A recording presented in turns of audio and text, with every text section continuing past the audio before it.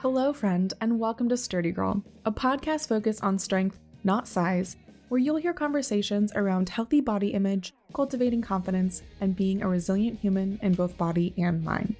Sturdy Girl is the podcast where we shift the focus away from your appearance and on to living the big, rad life you deserve.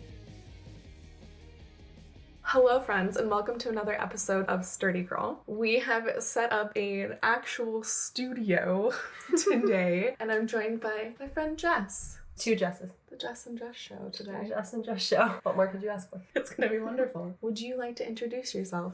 Yes, I can. I am Jess, as previously specified. I own the Floor PDX, which is a women's pelvic health company, and we work on people's pelvic floors. And most importantly, I am a mom of two babies, 4 and almost 2, which is insane. And they're wild and wonderful and the best. So creative. All your little anecdotes about no filter words. It makes my day. Absolutely no filter. I exist with no filter, so it makes sense that I would create children who have no filter. And imaginations. I think that's being a person who does not have kids yet. Little ones' imaginations are my favorite thing. To be able to cultivate that and hang on to that. Because I love reading fantasy books. And I think of it as an extension of continuing my imagination and keeping a bigger imagination. I feel like they make you see life again from the start. Like the things that you've forgotten about, the way that the raindrops move on the car window when you're moving at a certain speed, and how that looks like the stars that are moving in their mind when they're traveling through space. So I feel like you re-experience life from things that have just become monotonous to you, which I love. You end up slowing down a lot to take notice. Yes, it's the best. Sweet. Okay, so pelvic floor PT. Mm-hmm.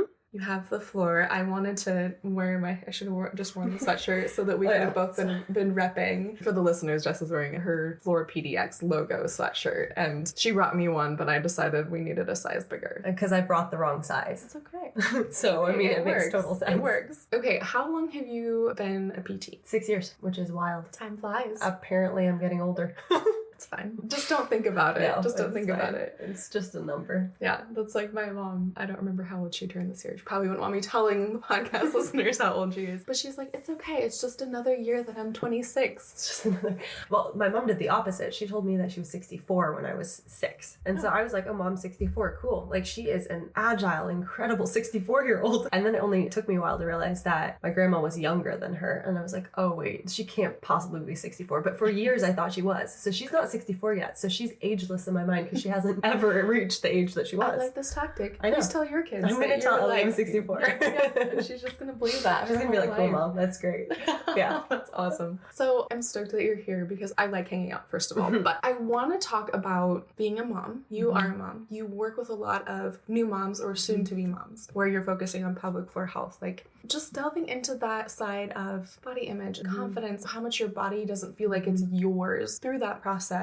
Because I don't have kids yet, so it's that piece of like, talk to me about your experience, whether that's personal or just experiences with people you've worked with. Pregnancy is such a wild time because it truly, your body is not your own. You are growing another creature within your body. And so you can plan, and I'm such a planner, and that was one of the hardest things for me, I think, about being, well, a mom. You can't plan anything, I feel like, because it always goes downhill. But you can't plan your pregnancy either because you have no idea if you're going to be the mom who's able to keep hiking while pregnant or if you're going to have debilitating nausea or vomiting your whole pregnancy. So from the get-go, I feel like you start to realize that for right now, my body is not my own. It's being changed physically and emotionally and from so many sides. And that letting go of the expectations of what you feel like it should be, I feel like is one of the most difficult things. So not just the postpartum period, but that prenatal period is huge. While you're growing a whole freaking human. Yeah. And we talk a lot about that with my patients is understanding expectations of like, it is okay if I'm not lifting what I feel like I should be lifting right now, because it's not the time where you're going to try and make max gains or new metrics that you haven't hit before. New PRs every week. Yeah, exactly. You are PR and you're growing a baby. Yeah, it's wild. I was thinking too about just the piece of having your body change and the simple fact of clothes not fitting the same anymore. And the mental struggle of that as you are dealing with both sides.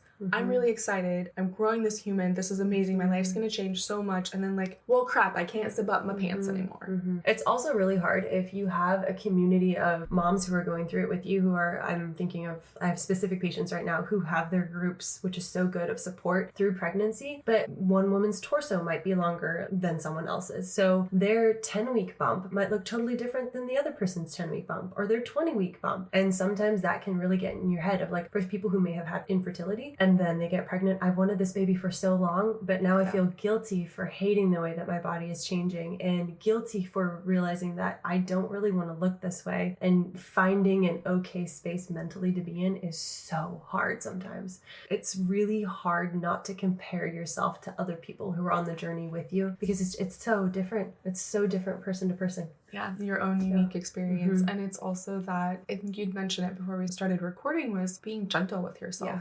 This whole season of, I'm going to say self-compassion, because that's something that we talk a lot about in the podcast, is just how do you recognize that things are going to change? Your body's going to change. Your ability to do things is going to change. Yeah. There are people, you do see them, that are able to hike their whole pregnancies or lift heavy their whole pregnancies, that are able to do these things. And then there are those that their body says, no, that's not what you don't get to, sorry. And having to have that piece of self-compassion of this is just a season. And it's not forever. Yeah. Not that that's easy. Hard. You can't just like, oh yeah, okay, that's fine. It's a season. For sure. I think finding different ways that you can view or track that like you're making progress towards whatever your goals might be is huge. And again, this is so much easier said than done. Like not measuring your success by how much weight you're lifting or how far you're walking, but by taking a bird's eye view or finding people. We work super closely with mental health therapists in my practice because they're so closely related, as I'm sure everything is so closely related, but recognizing that like this is such a short blimp in time compared to the rest of everything else and being okay with that. And it's also okay not to be okay with it. Like it's okay to be like, this sucks, and sitting in that. It's a unique period of time for sure. I think the other thing of like pregnancy as a whole and accepting how your body changes is I feel like societally, particularly in America, you become pregnant and suddenly it's okay for everyone to comment on your body. Or touch your body. Like it's not okay. My belly is still a part of my body. It is not like now evolved that Uncle Billy Bob Joe can just like touch. That's attached to you. No. No. I like just the thought of you talking about working closely with mental health therapists in your practice, thinking about that in terms of support, talking about the majority of your clients having a support system, to have people with an objective view to sometimes pull you out of your head and remind you that it's a season, remind you that you're growing a human. Yeah, that's a whole process. And then thinking about the other side of after baby comes and that realm of, again, that my body's not my own. You and I had talked about bounce back culture before hitting record, and I feel like that's a really important thing to talk about, especially when we talk about body image, when we talk about self-esteem. That process and what media portrays as normal is absurd. It makes me angry. It makes me really angry because in America it's normal for you to have a baby and you go to all leading up to pregnancy you have 12 million check-ins, and then from 36 weeks it's weekly until you have your baby of like, you're doing good, or you're measuring along, how are you doing, you're doing great, good job, you have baby. And it's like, cool, we either cut you wide open and took a baby out and stitched you back up, or you pushed this baby out and you might be having stitches down below from the way that you pushed them out, and we're gonna see you in 6 weeks. Peace. Have a good time. It's fine, but we want to see your baby. See your baby repetitively. Bring your baby in. And if you can't, don't lift more than this weight, but also carry the stroller and the baby in the car seat doing unilateral farmer's carries. We'll see you soon. We're on the 10th floor. We don't prioritize the mom who's going through like this massive healing of birthing this child, whether by C-section or by vaginal delivery. Honoring that massive transition is huge. And not just that, but also the change in hormones. When we recognize physical health as well as mental health. Yes. Like that's huge. Yeah. In the same vein of, in the US, how it's viewed that this bounce back culture, when do women return to work? If they can afford to take 12 weeks. Right? 12 weeks is considered the norm. And which I would argue it's probably like 8 weeks if we're talking about people who are socioeconomically unable to take 12 weeks. Exactly. It's not paid. Exactly. And then what kind of support system do you have for someone taking care of baby and you've returned to work when your body is still not recovered, when you are sleep deprived, just that whole process. And that's the norm. So I think that part of it also perpetuates the bounce back culture too. Yes. And how much that messes with your brain to think, okay, my body hasn't bounced back. I don't fit in my clothes. But I'm doing the actions I have to do. Suddenly you're responsible for another human and still taking care of yourself while you're healing. It's wild. It's a wild process. Have you gotten any advice from mental health therapists that you've worked with as far as postpartum, prenatal, any of those things to help people in direct ways? I feel like the biggest thing is, one, having that support system so that everyone's checking in on you from all sides so that you don't feel like you're an island unto yourself, which I think is incredibly common postpartum. You've had this baby and now you feel like you can't leave your house because there's anxiety keeping you from leaving your house. If you have a partner who's supportive, hopefully they have paternity leave or maternity leave to come be with you. But if they aren't, you might feel that much more alone in your space. And so knowing that you have a support system that can check in on you from multiple angles, and then people who are encouraging you, we treat our patients prenatally and then we set up a plan for postpartum so that they know that after baby, I'm not just left hanging. So we do check-ins from 3 weeks plus of like, we're going to get you moving and this is the metric by which to know if you're doing okay. It has absolutely nothing to do with body image. We're looking at, is your body and brain obviously mentally capable of, let's get you moving a little bit, because we know that movement and mental health are so closely related. Yeah. So can we walk around the block without these indications that we're seeing if it's too much for you physically? And how can we extend that further and further? And if you aren't doing well physically and mentally, how can we address that? Here's your support mental health team that's on the ready to go, and we set that up preemptively. Or if you were on antidepressants, speak to your medical provider. You don't have to stop them. Figure out a way to keep doing them, because I think a lot of times people think that I'm a failure if I continue them, which is not true. We normalize that. So I think speaking about a plan preemptively before you go do this big task, because it truly is, it's like a marathon. You're doing a huge task, and we plan for races for afterwards. This is what my recovery is going to look like. This is how I'm fueling myself. So that's the same thing. What is your postpartum going to look like? We work closely with a nutritionist who specializes in postpartum nutrition, and she goes, this is what you need to set up calorically for your body that's healing from not only delivering a baby, but an organ. Like, you literally grew a placenta, and now that is out your body, and now your organs are literally reorganizing in your abdomen. And you're potentially breastfeeding as well, so you're now feeding a human. Yeah, that whole process. Yeah, it's wild. So I think that that's the biggest thing, is setting expectations of, this is what postpartum looks like for most individuals, from your body heals at this time point from your uterus re-shrinking to its prior size. This is what we encourage from a movement perspective, and this is how we're going to support you, is the biggest thing. So mental health, friends, physical support, not just for baby. And that nutrition piece too. I like that a lot. Would you say that so let me give this context for a second. I would say recently learned the importance of pelvic floor health, truthfully. And so then I look at how much that can impact. So as a powerlifter, there are so many people I've seen in the powerlifting space that are incredibly strong, but then go see a pelvic floor PT and they're like, we have some work to do.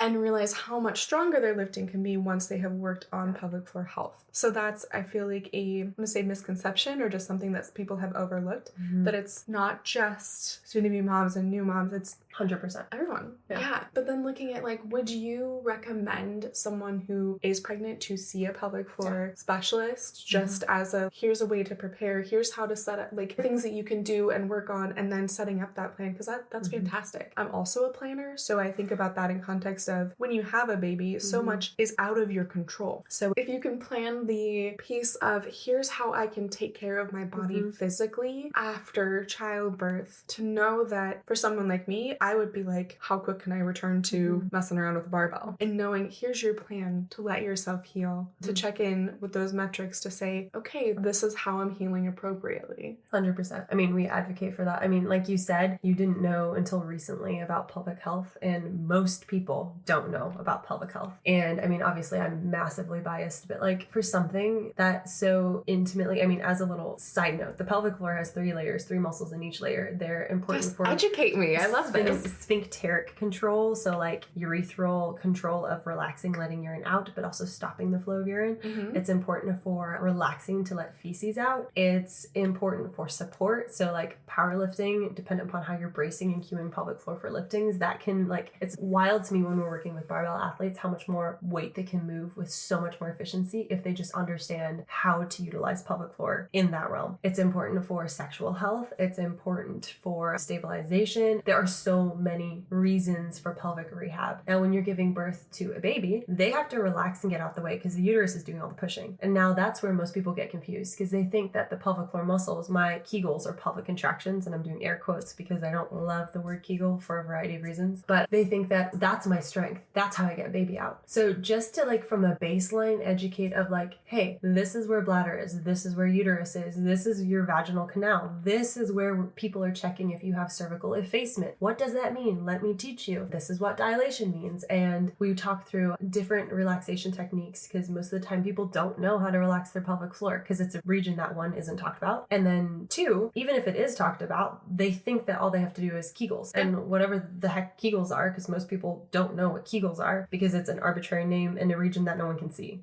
Yeah. So like, why? Yeah. Why? But also it's like so classic that a woman's problem would be like in an arbitrary region, quote unquote, quotes, woman's problem, because those with penile anatomy have pelvic floors too. But like, it makes sense that this thing that is such a huge part of our bodies is not talked about and then named an arbitrary name by a male doctor and then further confused. Come on now. Yeah, but it tracks. It tracks. Yeah, it tracks.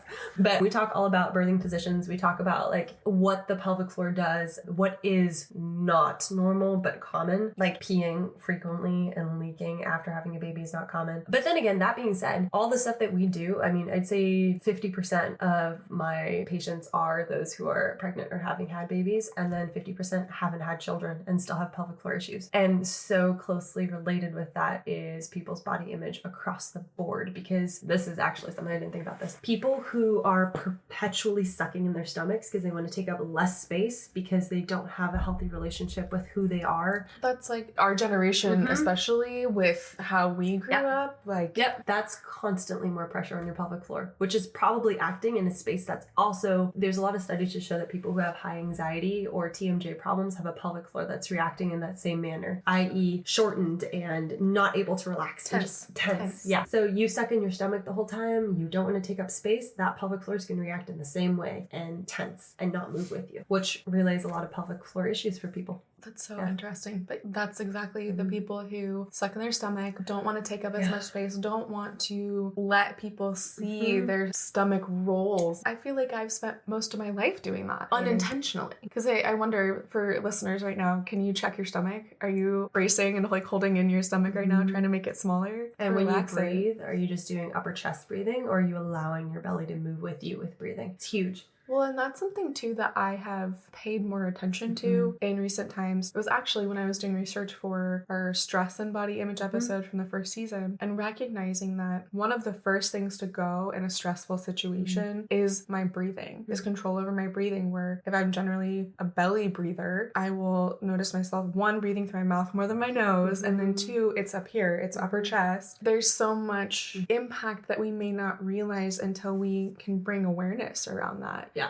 So when we talk about the body image part of it, there's just so much like interconnectedness of, okay, if I'm not feeling comfortable in my body, if I'm not feeling good in my body, so let's say we aren't wearing clothes that we feel good in, or they're tighter, they fit differently than they used to, we're around people that we maybe don't know as well, and we subconsciously try to suck in our stomachs because people feel like that is also part of sit up straight, have good posture, and they'll suck in their stomachs as part of that. Yeah, which the whole posture realm is so... That's a whole nother thing. That's another tangent. But the posture ramrod straight is not... Just have a plumb line from your earlobe and do Kegels the whole time. There you go. Just kidding. Ramrod straight posture and Kegels. Those are your episode takeaways. Do those daily. Don't do that daily. You're like, please, for the love of God, no. I saw someone stick a stick in their pants the other day, and it was marketed to sit up straight and have the back of your head touch the stick that was coming out of the back of your jeans the whole day long. And I was like, cool, that That is a great idea. Yeah. That's another soapbox. That's something else. We're going to get off of that one. I love it. So we had kind of touched on a little bit of like our generation and it's like in our stomachs and being smaller and all of that. Do you want to speak to kind of your body image journey at all? I mean, I feel like I hadn't taken time to look back on my college experience from the eyes of, did I have a disordered eating perspective, or was I living in a way that was disordered eating? And I would have probably told you for a long time, no, definitely not. But now that I have a little girl and I'm being so cognizant of the way that I frame how I speak about my body, because I want her to come from a place of my body is capable, it is strong, it is so much more than I'm thinking back to how I viewed my body in college. And my husband, Nicholas, has started with Ellie this mantra that she says every day and night. And it's, I am brave, I am strong, I am capable, I take care of others, I'm a Hund girl. And we want her to come from a place of, I am more, not my body takes up this much space. Because I don't give a flying F how much space your body takes up. Are you a good, kind human being? Do you value yourself and what you do for others? And I hope that that's relayed to her. But if I think back to my college experience, I mean, we grew up in the age of, and I'm sure every generation has that age. I mean, there were people the thing during that generation. Yeah. Ours was like the heroin chic, the low-rise jeans and flat stomach, and how small can you be? 100%. And I mean, I was a part of the kinesiology department. Everyone was moving, active, and no one really ate. So it was the norm for the people that you were around. So a lot harder in the moment and then after for a long time to even recognize that was not great. We all ate one protein bar for lunch. We would all go and buy a protein bar for lunch. So like, it wasn't weird that I was eating only a protein bar that said think thin, because you want to take up less space, be small. And then all of the cereals we would eat is marketed to that, like Go Lean Crunch or the K-Smart whatever healthy fit one, or all of those things. So I wouldn't eat hot foods because I thought hot foods had more calories, which is so sad because I was asking my body to do things physically, but I wasn't feeling it, which is wild. And I would not have told you that I had an eating issue at all, because it was like, I'm doing what I need to do. I'm lifting. Well, I wasn't lifting at that time, which is funny. I was a cardio bunny. I was on the elliptical, which feels right for like this conversation. But I think if I'd lifted, I would have been like, oh my gosh, I'm like dying. I need more food, versus I was just bouncing on the elliptical.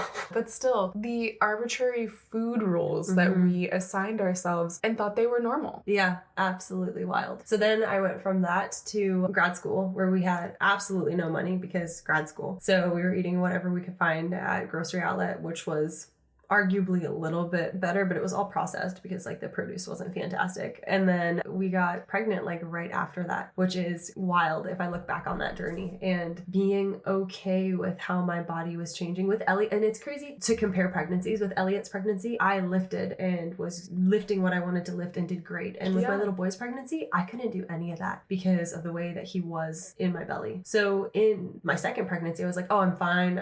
I'm way better mentally. I had a lot of postpartum anxiety with Elliot that I didn't realize until later. And I'm like, no, it's fine. I've done this before. And yet the journey was so different again. And your body's like, actually, these aren't things that you can do this time around. Slow down. So I feel like I've come to this place where I'm so grateful for my body that has carried me through so many things, even when I deprived it unintentionally in college. But I feel like after having children, you appreciate your body for becoming almost, I want to say, anti-fragile, because you've gone through something that resilient. You are so resilient. And even, I'm not going to say through no choice of your own, but the fact that like these are the processes that it goes through. And then to be able to sit back and go, holy crap, I'm really resilient. The physical piece as well as the mental piece. Like that's huge. Yeah. I created these people and I'm so damn proud of it. And I will take up as much space as I need to. I feel like my value of my worth as a human being has changed and shifted as I've grown older. And that's been removed from body image, if that makes sense. It does. And that's really powerful for you as a human to have that growth too. I wanted to go back for a second to what Ellie says every morning and every night, because that just, she is a force of nature. And I just envision that on a big poster with calligraphy like in her room at some point. But more in context of, you were saying how much more aware you are of what you say about appearance parents when you make comments about your body, being very aware that you have little ears. Both of your kids are listening. I had an experience where someone was explaining to me they had a college-age daughter. I don't remember how old exactly. And she said her daughter came to her on a summer break and said, "Mom, you never commented on my body my entire life. I've been in therapy for the last year to work through all of the issues that you have given me because all I thought was that my worth was based on my achievements and that I must have been ugly because you never said a thing about the way I looked." And the mom went on to explain to me like how pointed she was to not talk about her daughter's body because she didn't want to have her draw her worth from her appearance. And so recognizing that you can't just remove appearance from the conversation. And it's not just with our children, it's with ourselves too, because a lot of the journey to a healthier body image and a healthier relationship with ourselves, we have to work through how we react or respond to interruptions to our status quo of body image. So media, things people say or do, or the way clothes fit, how do we respond to those things to understand we're in a healthy place, to be able to take up space and not just ignore like, yeah, your body is the meat sack that holds all of your magic so that you can experience the world. But we also still have to recognize the importance of our bodies and how we do interact with the world in our bodies. Again, not a parent, but I just think about the complexity of that, of being able to talk about being a strong human, about being a kind human, and still telling your child that they're pretty and affirming those things, because obviously you can't completely leave that other conversation. But then that to me also is the recognition to yourself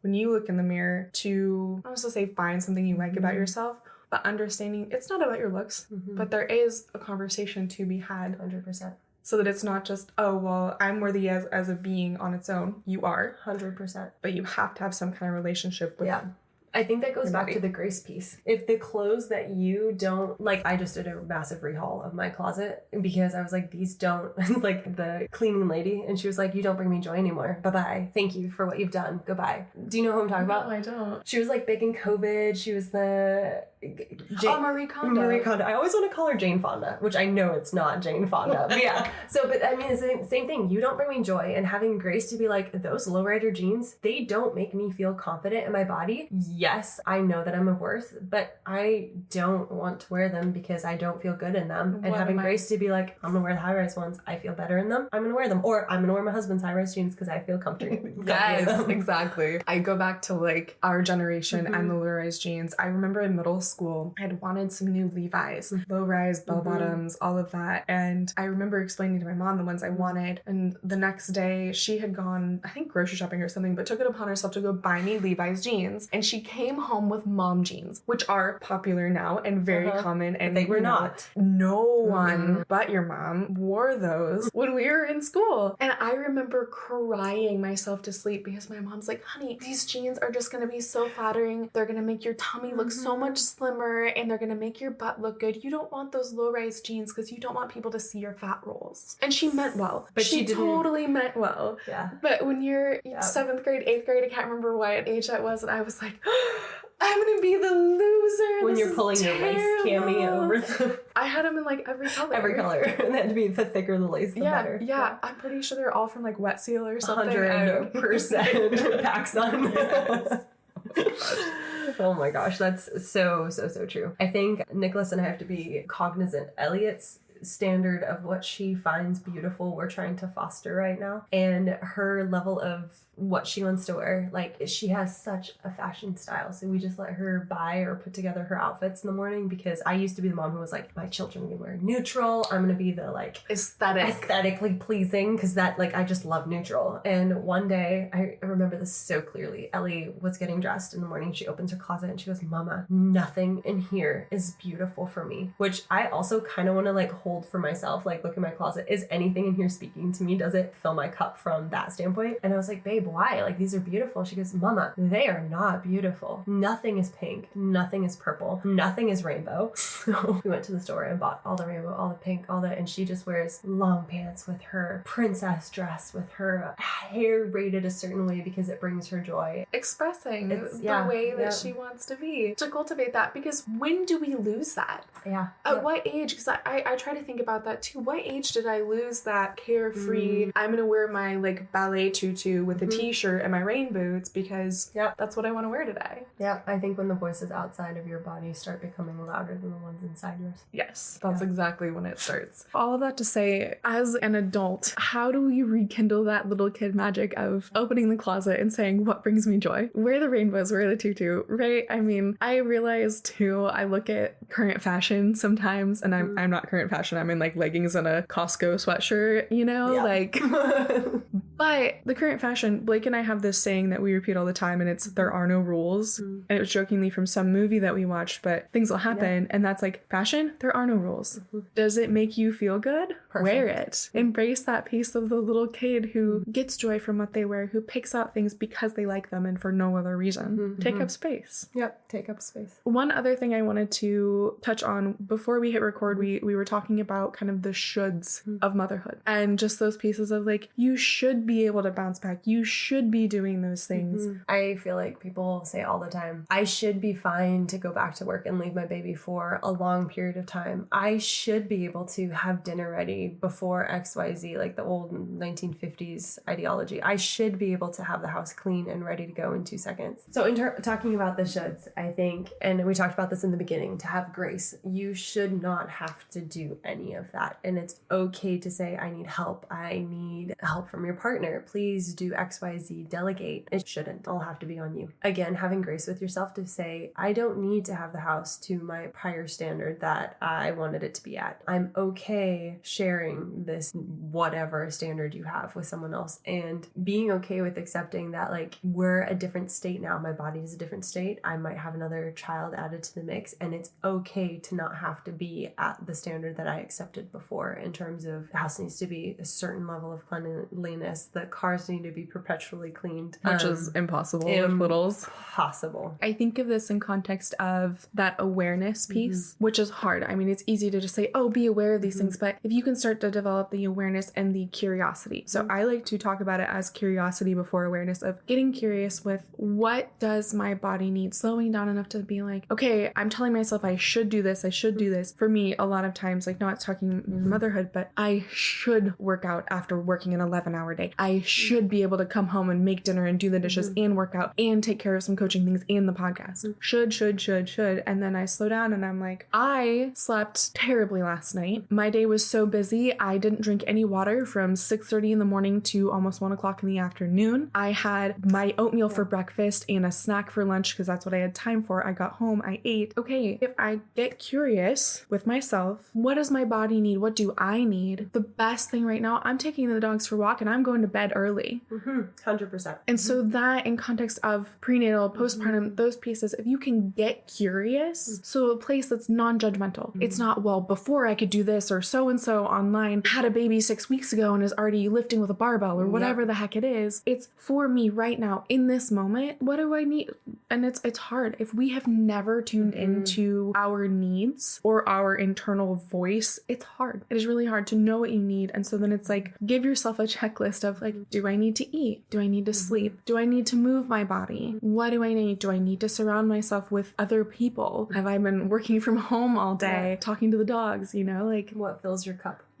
Yeah, that's a really big cornerstone of my coaching, is that piece of curiosity, because we might have this idea of should, and it's not always easy to let go of. And I think that's the other piece where like, you shouldn't blah blah blah is just as bad as the you should. 100%. It's just figuring out, this is a season. What is right for you? What's the next right thing? What is the next best choice for you to take care of you, to take care of those around you? We talk about often with my postpartum mamas, and this is for people who are also not postpartum, but like you said, you can't pour from an empty cup, and you are going to be pouring out yourself. You can limit what you pour to, but if you have children, you are going to be pouring yourself out. And so if you aren't doing things that are filling your cup, then how are you going to give of yourself? Same thing. If you've worked an 11-hour day and haven't eaten, and lifting for you in that moment would empty your cup further, and walking and tuning in with yourself and breathing fresh air fills that up more, Do that. Yeah. Or do a modified lift that 100%. brings you joy. I mean, that has been this season for me of rehabbing my shoulder. Lifting has had to look different. And the heavier lower body days, still doing powerlifting related things, I've also I haven't been able to bench press. And so upper body lifts have been kind of fun because they've been more like bro split type lifts, which for a power lifter the last 3 years, it's been fun. And so when there are days when I'm like, it's supposed to be a lower body day, but the thought of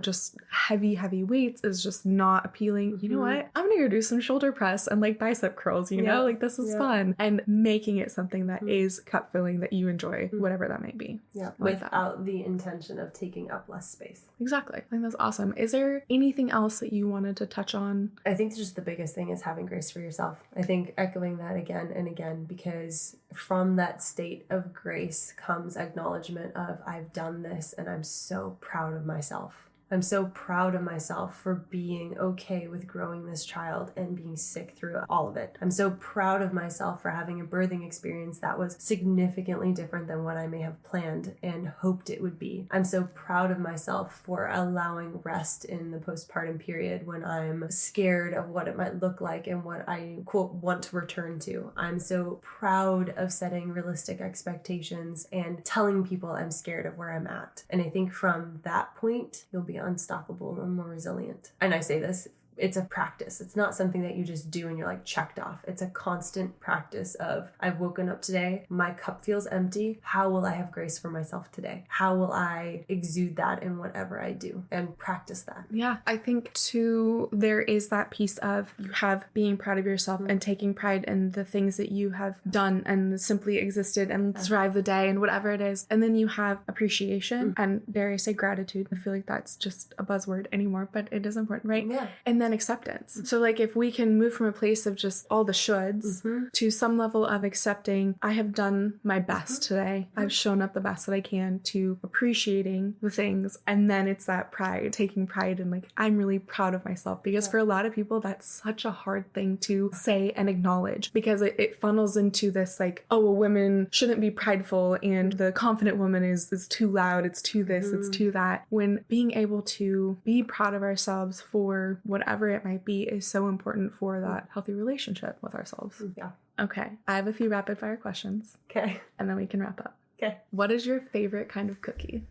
Oh, depends on the day. Okay. But that's not a rapid fire answer. For right now, this exact moment, and this is going to be a controversial answer, oatmeal raisin. That is a controversial I answer. know. Raisins in cookies are just, it's very cookie dependent. It is. Oatmeal, raisin, butterscotch chip. Ooh, yeah. And you add a little... That's good. Yeah. That's a good combo. Big cookie person. What is one activity that brings you joy and takes away attention from your body? I would say playing with my kids at the park. Completely in the moment, running around. Call me next time you go. I want to join you. You can come put on princess dresses this afternoon. Yes, I love that. What is the number one book you've recommended or given as a gift? Oh, I haven't read it in a little bit, but Blue Like Jazz by Donald Miller is fantastic. What is it about? Give me a little something, or how it made you feel. It just reframed, I feel daily experiences that he just has a way with words. And so listening to the way that he interprets things that have happened to him. And he was from Portland when he wrote the book. So there's lots of things that are mentioned that are very much our home, which I appreciated. But he just has a fresh way of looking at shared experiences that we have within this world that I really appreciate. I love it. And that's one you would recommend? Yes. Most? Okay. Lastly, how do you take your coffee? Ooh, double shot. Well, I have 2 of these a day. Double shot Americano with room, and then I will froth and steam a combo of Trader Joe's oat milk brown sugar thing split with half and half. It's a third of that with 2/3 of half and half, but a tiny bit. So Americano misto, steam it, pour it on top. It's delicious. It's delicious. It's strong and fantastic. I was expecting another context dependent answer, that's your daily. Okay. That's normally my daily. The stronger the better. What kind of milk frother do you have? Just out of personal curiosity. Depends on how much time I have. I have an espresso milk frother if I'm like short on time, or we have espresso machines I froth it. Okay. Where can our listeners find you to learn more? You can find us at the Floor PDX. We're on Facebook. We do nothing on Facebook or on Instagram. And then thefloorpdx.com. Thanks so much for joining me, for coming over, for bringing me coffee. Which was different than my usual. Switched it up? I did what you wanted because I decided to try it. And it was delicious. Oat milk latte. Classic. Thank you for having me. It's fun. Thank you, friends, for listening. We will catch you next Friday for another episode. If you enjoyed this podcast episode, please feel free to follow, subscribe, like, whatever the heck you do with podcasts. As always, stay sturdy, friends, and we'll talk to you next week.